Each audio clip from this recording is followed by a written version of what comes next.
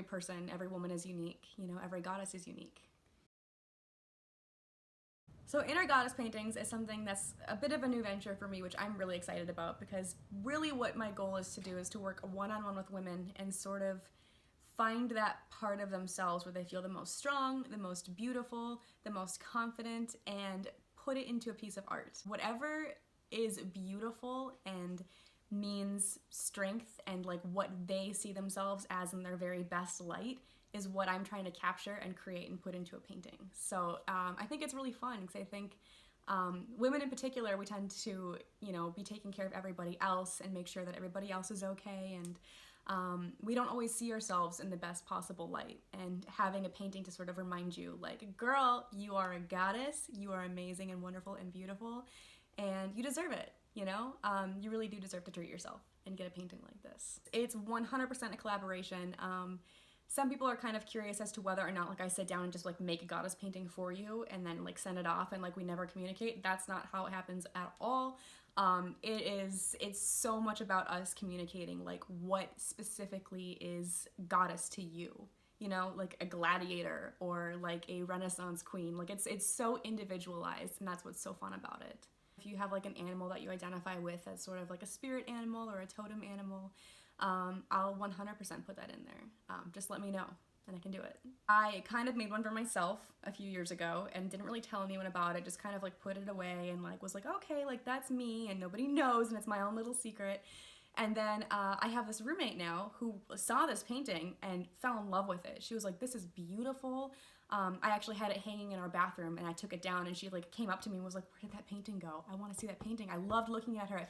It made me feel so strong and empowered and confident to see her hanging in our bathroom, and she's gone. She loved it so much that she actually commissioned me to paint one for her, and it was her. It was very individualized to how she viewed herself and how she wanted to be perceived in the world.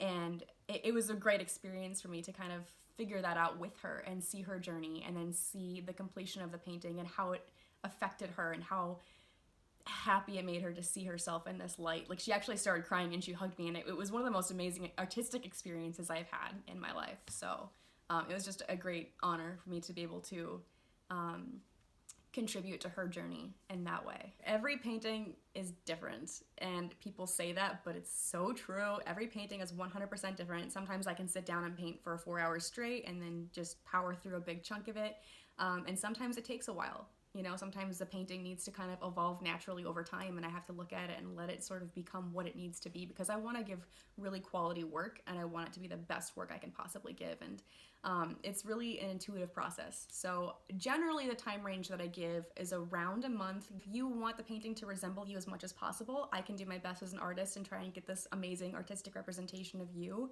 And then sometimes clients are more flexible. You know, the idea of themselves as an inner goddess is more of a concept than really a physical identification. So it just depends on what you're looking for. Well, every painting is very unique. Like I said before, every process is super unique, but I try and do as much research as absolutely humanly possible, because I want this painting to be as fantastic and wonderful as the people that contact me. So a lot of research goes into it, but also there's quite a bit of intuitive work that I do as well. I'll kind of meditate beforehand. I'll light a candle, I'll light some incense. I sit with the canvas and let it sort of tell me what it needs to be. And I give it the space to sort of breathe and become whatever it needs to be. There's a really unique kind of magical quality to all the paintings that you've created. Aw, well, good. I'm glad. I love hearing that. I've been doing spirit guide paintings for about 5 years now. Okay, professionally. Yeah, professionally. Before then, it was more of something I sort of did on the side and kind of kept low key. And I think spiritually, being able to connect with other people, it's something I've always wanted to do in a way. But primarily artistically, it's such an opportunity for me to continue to work on my craft and to continue painting and sharing my art with people. So that's something that I've been doing for a long time. So spirit guide paintings are a little bit different than goddess paintings. Both of them, I'm using a lot of intuition as far as the creation goes. Spirit guide paintings are a little bit different in the sense where I'm actually connecting with energies that are around you instead of trying to recreate an energy that's already within you. So that begins with a reading that can be around an hour long. I try and keep it within an hour. And then afterwards, I paint what I see. So I paint your spirit guides. That's something I've been able to do for a long time, is sort of sense and feel energies that are around other people. It's always really positive, light-filled, and uplifting experiences that people have during the readings, and then they get to remember it with an amazing painting of their guide that they can connect with later on. People send me pictures too. They're like, I framed it, like I got it framed, and then they show it hanging on a wall somewhere, and it just like, every single time I'm always like, my heart is warmed, because I'm like, oh my god, like not only did they get this painting and they're so happy to have it, but they took the time to frame it and hang it somewhere. It just makes me feel like so like thankful that I have the opportunity to make these for people, and then also that it's like my art, like somebody loves my art enough to have it hanging somewhere where they can see it all the time. Like it's one of the best feelings in the whole world. Like I'm gonna cry right now, oh my god. I love it so much. Something that I always say too about spirit guide readings is, yes, that I'm helping you connect with your spirit guides. I kind of see and communicate with them and tell you a bit about who they are and where they're from and how they help you, but the primary purpose is to help you connect directly with them as well. Like, this is your spirit team. These are your people. And like, I always kind of joke and say, like, let my people talk to your people, because that's really what it is. But ultimately, the process is to help you develop that strong connection. And that's what the painting is for. You being able to see that spirit guide that you have reminds you, like, these are my people. Like, I can also connect with them. They can talk to me in dreams. You know, they can talk to me. They're giving me signs in daily life. If you're more of an intuitive individual, perhaps you've already communicated with them. But the painting, I think, is really necessary for that very purpose, because it helps just kind of strengthen that bond and that connection that you already have. And then I'm sort of a facilitator between that. We're never alone. We have so many more spirit helpers and so many more energies that are just loving us and guiding us consistently throughout our lives that I think we don't always realize. So it's good to sort of have that reading as a reminder, like, you are not alone. You've got so many people behind you. And it's almost funny, because when I connect with readings, sometimes I'm laughing to myself, because that's something I say frequently. I'm always like, you got so many people around you, oh my god, because it's true. Every individual has a huge team. We are not alone. We are surrounded by amazing, loving energies all the time, and I think that that's wonderful. I definitely incorporate my spirituality into all of my artwork, and I think sometimes people are shocked to see what my personal artwork is.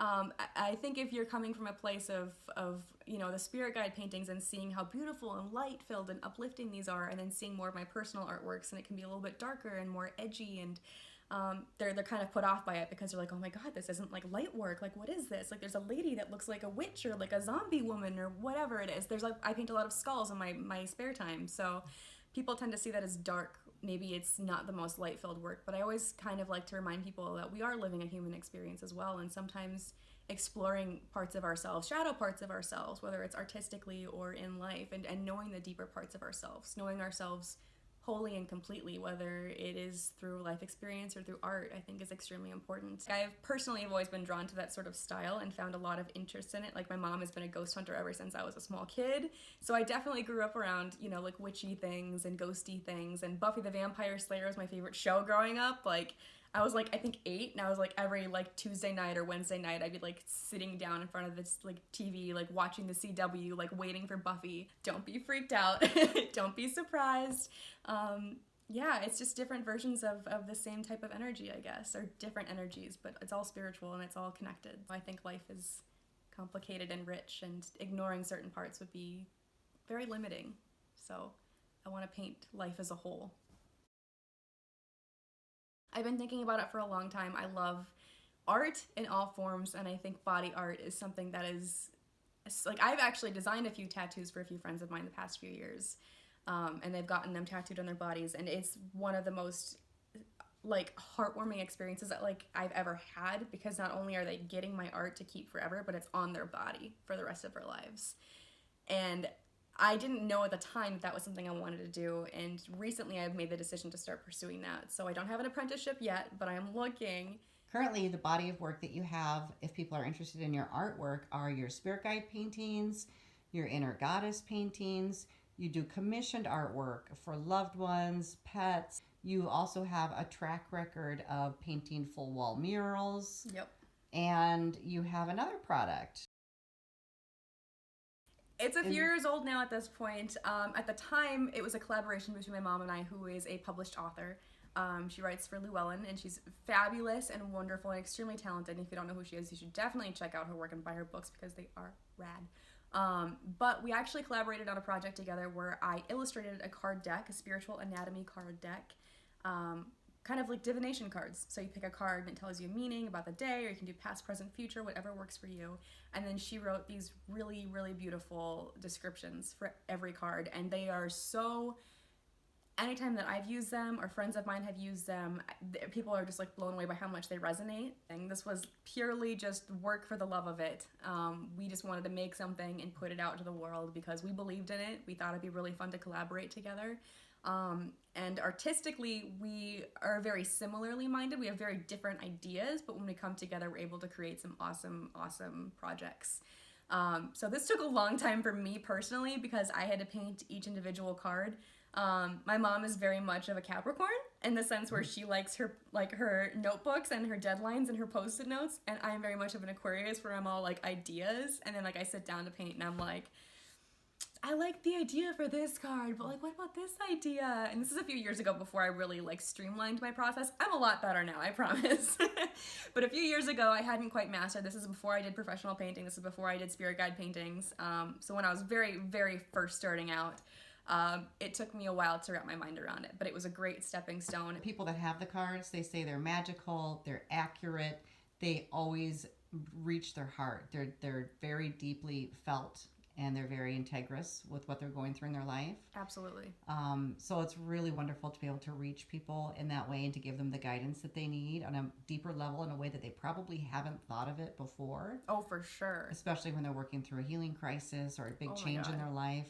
It's like my earliest body of work. I think this is what really got me into spirit guide paintings initially, which is really funny because I wasn't doing them prior to painting this deck. And it really got me back into painting again when I started creating these, and it made me fall back in love with painting and wanting to connect with other people spiritually, and the fact that it's a spiritual deck as well is very, it's just very cool. It's awesome, so you should definitely get some. There's a card that's called Inner Child, which I love. I think there's like unicorns and fairies in it, and there's these cute little kids riding this unicorn into this beautiful like mystical land.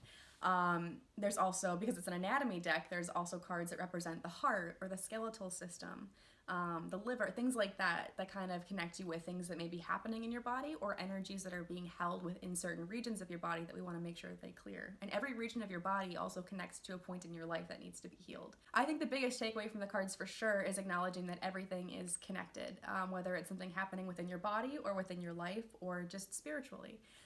It's sort of a reminder that no matter what region of energy it's taking place in, it's all going to be sort of tied together. I was still a teenager. I'd like just gotten out of high school. So it's basically a collector item at this point. In the last year, they've been getting sold to different countries. We've got Australia, Scotland. Yep. Canada. Yep. Yeah. I mean, they're going all over, it's amazing for me. I'm extremely flattered because like, you know, it's my art, but again, I can't say enough how beautiful the writing is and how much, like, I love the art, but I would also get it for the writing because the writing is what resonates. It's what tells you what the card means and how it connects in your life. And like I said before, how it loops everything together. Mind, body, spirit. That's really what it is. Spiritual anatomy is so much more than just your body. It's everything combined. We do sell them for $99 per deck. And yeah, they are available online. Yeah, you know, goddess paintings, I say, it's about embracing your inner strength that you already have, and it's a reminder that you are beautiful and strong and gorgeous.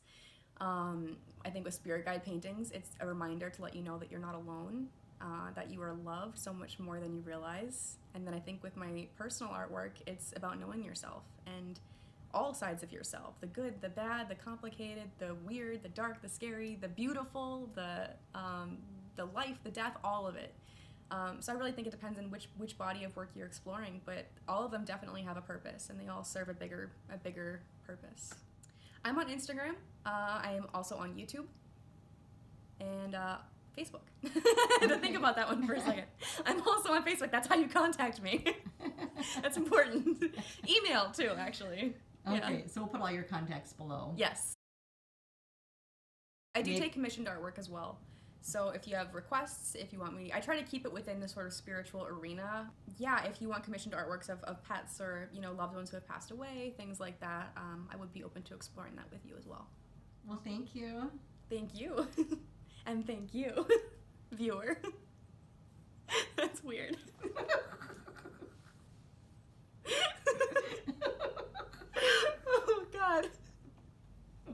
just gonna sip my LaCroix now.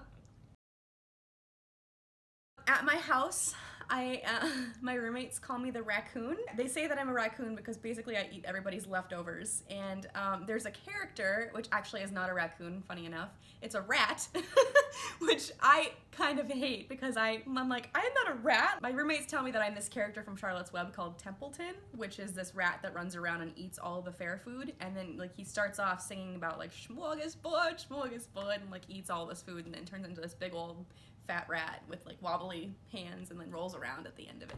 And they say that's what I am because I eat everyone's leftovers. So it's not a cute compliment, but it makes me laugh and I roll with it. I think it's very funny. It's out of love, for sure. And I do eat everyone's leftovers. I love food. Like a lot. I love food. And we'll put all the links below if they want links to contact below. Lonnie. Click these links. Okay, thanks, Lonnie. Bye. Thanks for watching.